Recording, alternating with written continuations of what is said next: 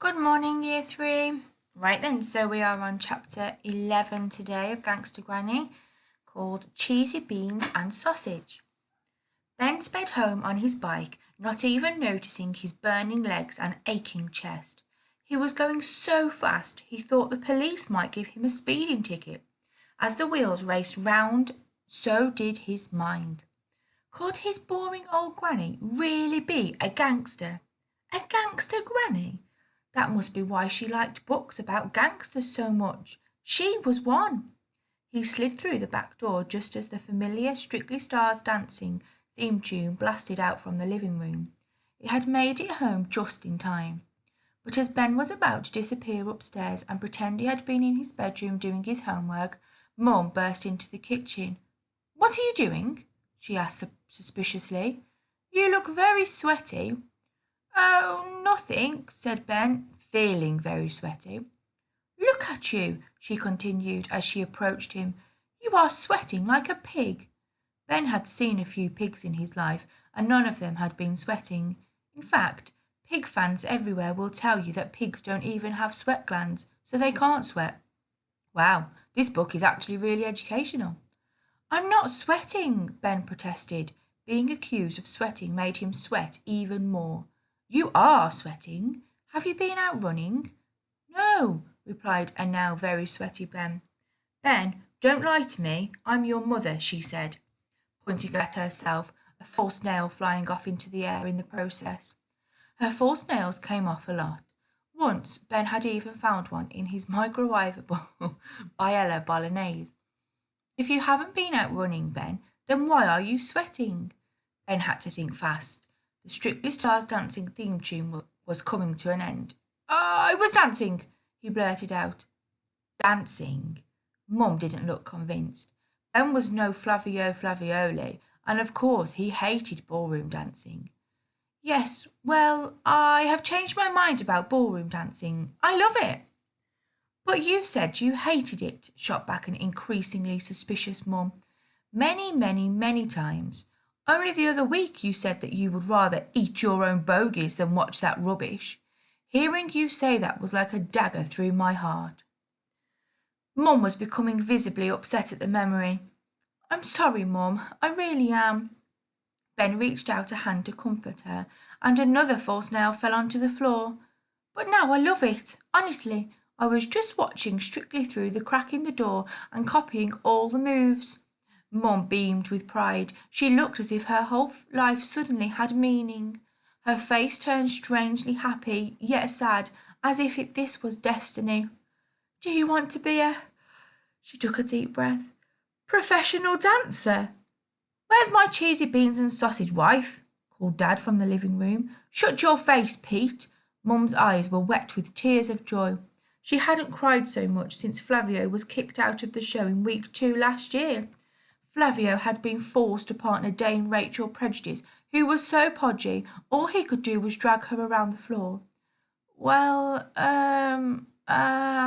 Ben desperately searched for a way to get out of this one. "Yeah?" That really wasn't it. "Yes, I knew it," cried Mum. "Pete, come in here a moment. Ben has got something he needs to tell you." Dad trudged in wearily. "What is it, Ben? You're not joining the circus, are you? My word, you are sweaty." "No, Pete," said Mum, slowly and deliberately, as if she was about to read out of the name of the winner at an awards ceremony. "Ben doesn't want to be a silly old plumber any more." "Thank goodness for that," said Dad. "He wants to be." Mum looked at her son. "Tell him, Ben." Ben opened his mouth, but before he could say anything, Mum chimed in. "Ben wants to be a ballroom dancer." "Oh, there is a God!" exclaimed Dad.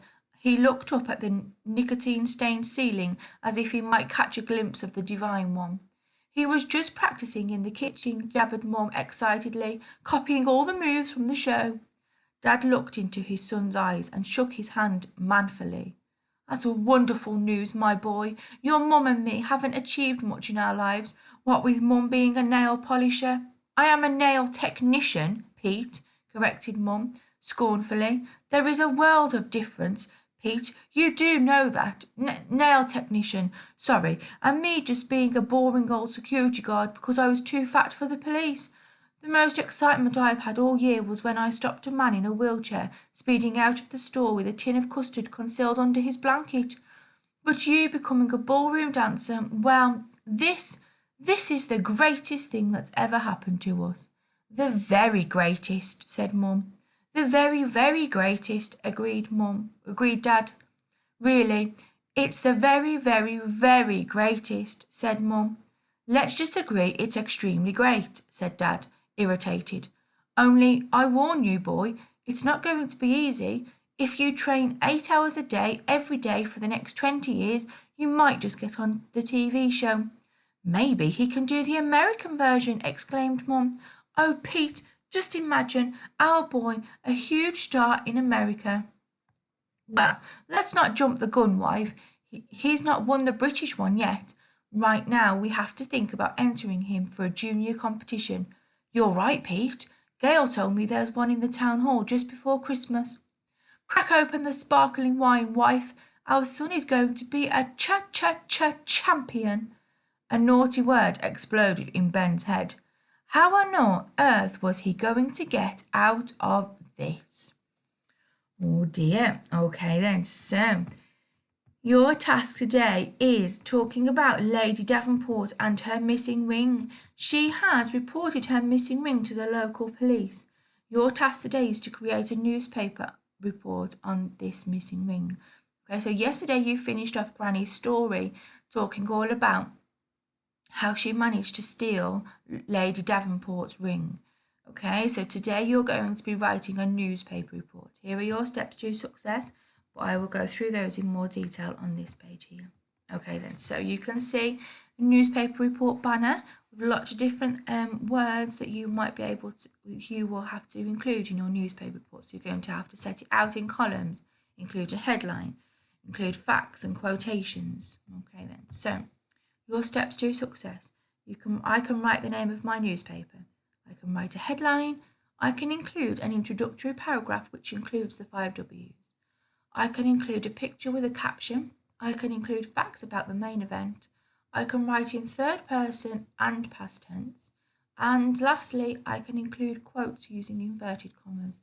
Okay, so today I'm going to model how we're going to complete 3 of these steps to success. Okay, that you can magpie, and then you only got 4 left to do at home.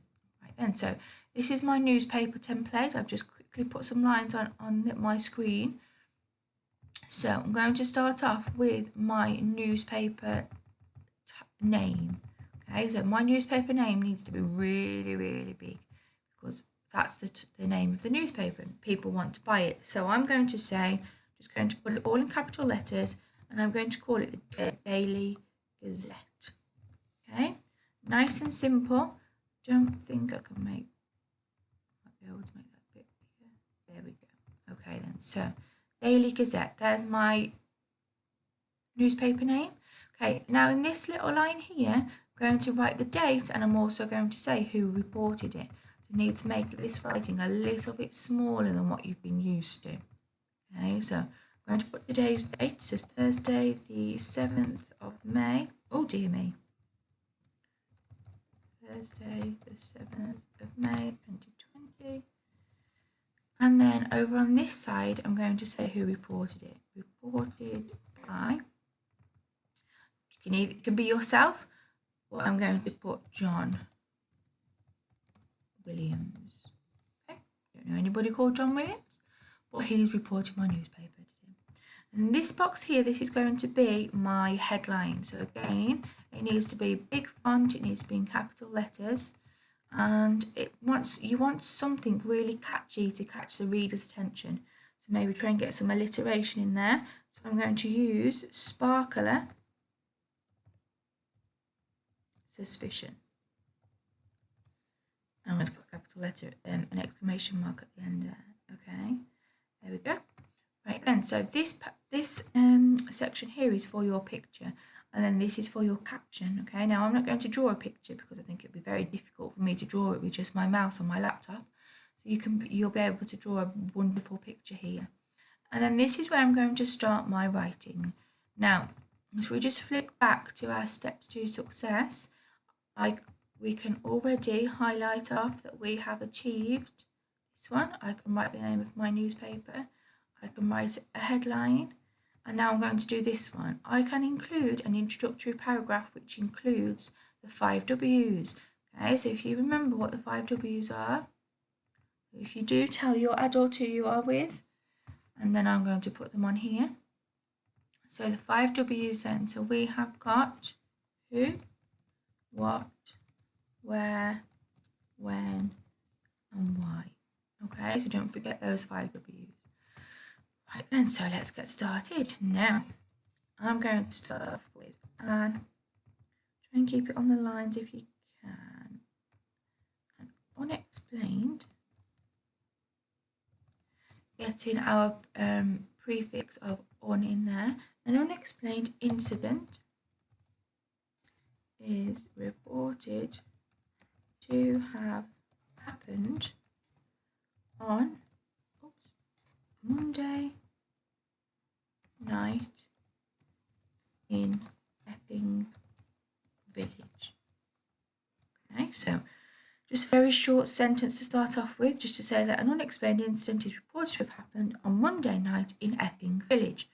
Okay, the famous Lord and Lady Davenport noticed an unusually small shadow jumping out of their bedroom. Just going to start off over here, carrying on. Oh no, actually I'll make this a bit smaller. There we go. Out of their bedroom window at approximately 20 minutes past midnight, after they, and I'll carry on up here, after, oops, oh no, after they, so remember, just because you are finishing you still haven't finished off your sentence, you still need to go on to the next column. Okay, so remember, newspaper reports are written in columns. Okay, so the famous Lord and Lady Davenport noticed an unusually small shadow jumping out of their bedroom window at approximately 20 minutes past midnight, after they were rudely awoken by the almighty thud on their bedroom floor. Lady Davenport, gold, sparkly ring had been stolen! Exclamation mark. Okay, local detectives are continuing with their investigations. Okay then. So even though I've gone over 2 columns, you'll probably be able to write a lot smaller than me. Okay. So here I've started off by telling the 5 W's. So this and this one. I don't think these are the same size. 26. Okay. So here we go. Your first introductory paragraph has been done, talking about the 5 W's. Okay. So then I can highlight these off because we've done that. And then you've got to carry on with your newspaper report. Okay, including facts about the main event. So you might want to get some quotations using inverted commas. So remember, what the people say go inside the inverted commas. So for example, give you a bit of an idea here. It could be please help me find my gorgeous ring. It is so precious to me, and I cannot bear to, and I cannot live without it. And then you might want to say exclaimed lady, or exclaimed a very upset Lady Davenport. Okay, so remember what the people say go inside the quotation marks. All right, so please remember but to try and use maybe two quotes, maybe one from Lady Davenport and maybe one from a police officer. Okay, and you're going to explain the whole thing. So how they were rudely awoken, what happened next. So we know that Lord Davenport started getting his shotgun out, didn't he, and started shooting across the ground. Okay, so maybe put that in there as well.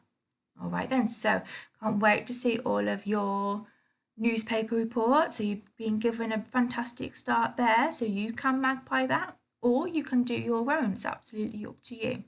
All right then, have a brilliant day. Please email myself or Mr. Grocott if you have any questions or need any help or support. Speak to you all soon. Bye.